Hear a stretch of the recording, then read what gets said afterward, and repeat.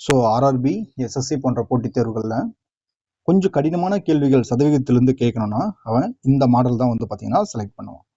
ரைட்டுங்களா? ஸோ இந்த மாடலில் நீங்கள் தெரிஞ்சுக்க வேண்டியது பாருங்க. இப்போ உங்களுடைய வருமானம் அப்படின்னு சொல்லி எடுத்துக்கலாமே. நீங்கள் வந்து சம்திங் ஏதோ ஒரு அமௌண்ட் வந்து சம்பாதிக்கிறீங்க, வருமானம் வந்து உங்களுக்கு வருது. அது நீங்கள் என்ன பண்ணுவீங்க? கொஞ்சம் செலவு பண்ணுவீங்க, அதுக்கப்புறம் கொஞ்சம் சேமிப்பு பண்ணுவீங்க. ஸோ இதுதானே பண்ணுவீங்க. அப்போ இந்த செலவும் சேமிப்பும் கூட்டணும்னா நமக்கு என்ன கிடைச்சிரும்? வருமானம் கிடைச்சிரும். ரைட்டுங்களா? இதுதான் கான்செப்டுங்க. கொஸ்டின் பாருங்க. ஒருவர் தனது வருமானத்தில் 75% வந்து பார்த்தீங்கன்னா செலவு செய்கிறார். இப்போ வருமானம் வந்து பார்த்தீங்கன்னா 100% நம்ம எடுத்துப்போம். ரைட்டுங்களா? அதுல செலவு மட்டும் எவ்வளவு பண்றாருங்க? 75% செலவு பண்றாரு. அப்ப சேமிப்பு எவ்வளவு பண்றாரு? 25% சேமிப்பு பண்ணுவார். ரைட்டுங்களா? அவரது வருமானம் 20% அதிகரித்தது அப்படின்றது. ரைட்டுங்களா? இப்போ இதாங்க வருமானம். வருமானம் என்ன பண்ணுது? 20% அதிகரிக்குது. அதாவது 100 இருந்தது 120 மாறுது.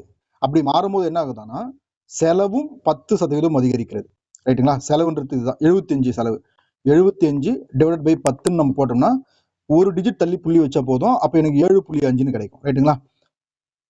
ஆல்ரெடி வந்து பாத்தீங்கன்னா செலவு 75 பண்ணாரு. ஆல்ரெடி செலவு வந்து அவர் என்ன பண்ணாரு? 75 கூட இந்த 7.5 கூட்டலாங்க. கூட்டினா என்னங்க கிடைக்குது? எனக்கு 82.5 கிடைக்குது. 82.5 கிடைக்குது. ரைட்டுங்களா? அதிகரித்தால் அவரது சேமிப்பு எத்தனை சதவீதம் ஆகும்? ரைட்டுங்களா? அப்ப 120ல 82.5 போச்சுன்னா ரிமைனிங் என்ன இருக்கு? 37.5 இருக்கு. ரைட்டுங்களா? இப்ப எத்தனை சதவீதம்னு கேட்கிறான். ஆரம்பத்துல அவர் எவ்வளவு சேமிச்சாரு? 25% சேமிச்சார். இப்போ 25ல இருந்து 37.5 மாறி இருக்குன்னா என்ன இருக்கு? 12.5 வந்து எக்ஸ்ட்ரா இருக்கு. இது எத்தனை சதவிகிதம் அப்படின்னா நம்ம 100ஆல பிரிக்கலாம். இப்ப பாருங்க, ஒரு 25 4 25. ரைட்டுங்களா? 12.5 இன்ட்டு 4 தான் நம்ம பெருக்க போறோம். 12.5 இன்ட்டு 4. ரைட்டுங்களா? 12 48, 5 20, ஒரு 2. மொத்தம் வந்து பாத்தீங்கன்னா 50% வந்து அவரு சேமிப்பு வந்து பார்த்தீங்கன்னா அதிகப்படுத்தியிருக்காரு. நெக்ஸ்ட் சம் பார்க்கலாம். செகண்ட் சம் பாருங்க. அஜய் தனது மாத வருமானத்தின் 25% வந்து வீட்டு வாடகைக்கு, 5% உணவிற்கு, 15% பயணத்திற்கு, 10% வந்து பார்த்தீங்கன்னா பொழுதுபோக்கிற்கு செலவிடுகிறார். அப்போ மொத்தம் எவ்வளவு செலவு செஞ்சிருக்காரு? செலவுன்னு நம்ம எடுத்துக்கிட்டோம்னா 25%. ரைட்டுங்களா?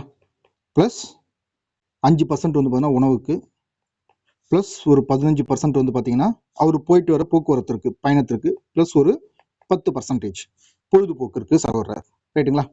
மொத்தம் எவ்வளவு செலவு செஞ்சிருக்காரு பாருங்க. அவருடைய 100% வருமானத்துல அப்படியே கணக்கு பண்ணுங்க. 25, 30, 45, 55.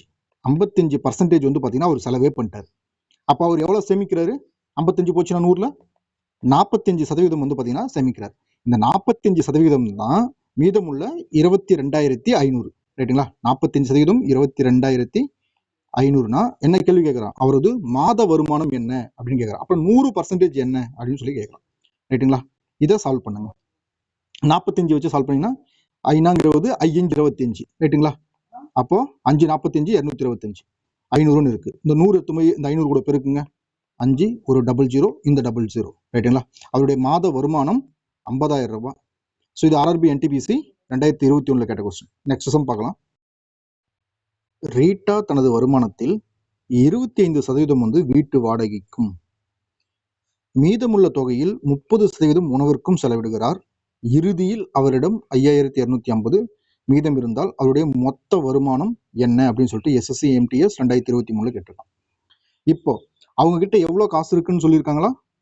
அவங்க கையில செலவெல்லாம் போக மிச்சம் மட்டும் தான் சொல்லியிருக்காங்க. 5,250 சொல்லியிருக்காங்க. எவ்வளவு பர்சன்ட் அவங்க கிட்ட காசு முதல்ல இருந்திருக்கும்? 100% வந்து பாத்தீங்கன்னா அவங்க காசு வந்து வச்சிருப்பாங்க. அந்த 100%ல 25% வந்து பாத்தீங்கன்னா வீட்டு வாடகை கொடுத்துட்டாங்க. ரைட்டுங்களா? 25%. அப்போ 25% கழிச்சிட்டோம்னா இப்பத்துக்கு அவங்க கையில எவ்வளவு இருக்கு? 75% தான் காசு இருக்கு. இந்த 75%ல மீதமுள்ள தொகையில்னு சொல்லியிருக்காங்க பாருங்க. ரைட்டுங்களா? செலவு போக 30% உணவிற்கு செலவிடுகிறார். அப்போ 75ல 30%. ரைட்டுங்களா? ஸோ 30 டிவைட் பை 100 நான் போடுறேன்.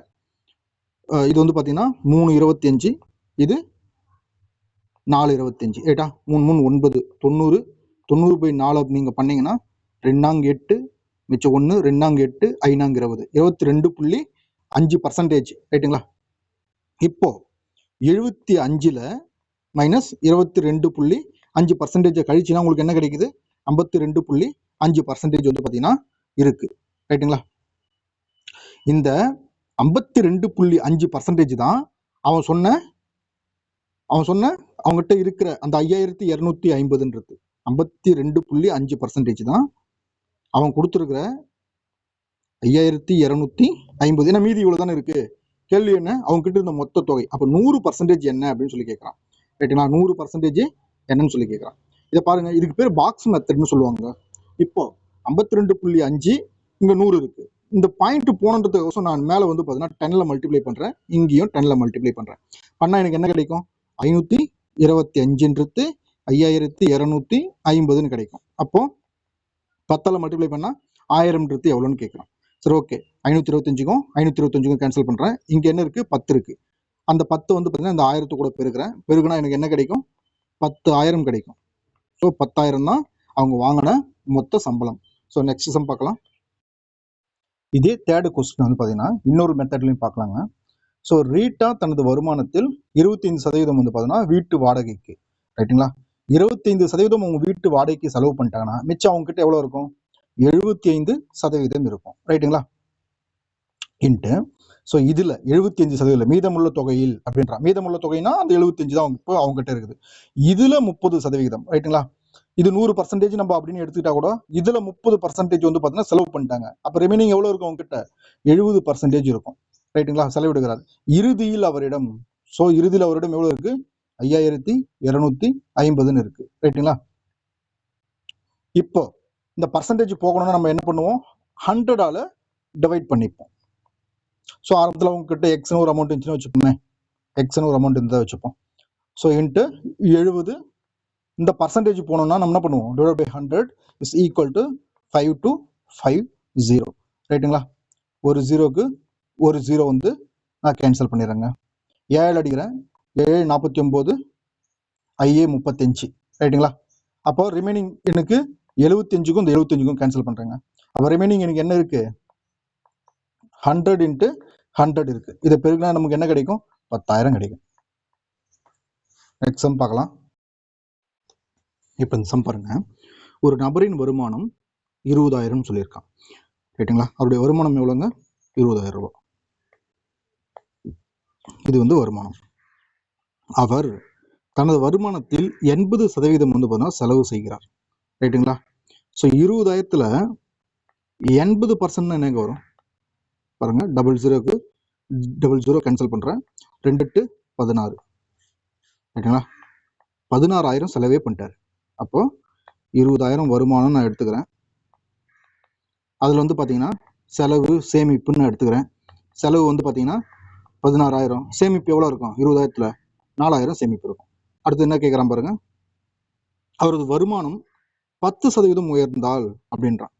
அப்ப 20,000த்துல 10%, 20,000த்துல 10%னா ஒரு டிஜிட் தள்ளி நீங்க வந்து புள்ளி வச்சுக்கலாம். அது நீங்க ஈஸியா கண்டுபிடிக்கலாம், ரைட்டுங்களா? 10%ன்றது ஒரு டிஜிட் தள்ளி புள்ளி வைக்கிறது தான் 10%. எவ்வளவு சால்வ் பண்ணிக்கலாம்? 00 வந்து 00 கேன்சல். இந்த 200 × 10 வருதுன்னா 2000. அதே 2000 தான் இங்கேயும் வருது, ரைட்டுங்களா? அப்போ 22,000 ஒரு சம்பளம். அடுத்தது என்ன கேட்கிறான்?